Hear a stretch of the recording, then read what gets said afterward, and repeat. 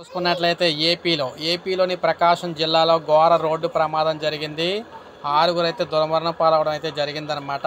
ప్రకాశం జిల్లా కొమరోలు మండలం తాటిచెట్ల మోటు వద్ద ఘోర రోడ్డు ప్రమాదం జరిగింది.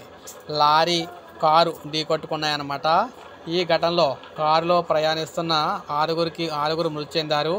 ఒకరికి తీవ్ర గాయాలు అవడం జరిగింది. మృతులను బాపట్ల జిల్లా స్టువర్టుపురం వాసులుగా అయితే గుర్తించారు.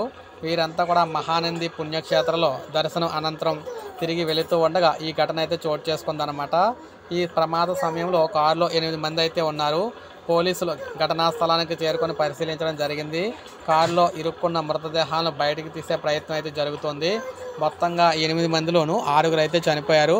ఒకరికేమో గాయాలు జరిగినాయి. ఇంకొకరి పరిస్థితి అయితే విషమంగా ఉందని చెప్తున్నారన్నమాట. సో ఇప్పుడే మనకు అప్డేట్ అయితే వచ్చింది. ఒక లైక్ చేయండి. సబ్స్క్రైబ్ చేసుకోకపోతే మన ఛానల్ సబ్స్క్రైబ్ చేసుకొని ఫాలో అవుతానండి. ఇలాగే మీకు లేటెస్ట్ అప్డేట్స్ అన్నీ అందిస్తూ ఉంటాను నేను.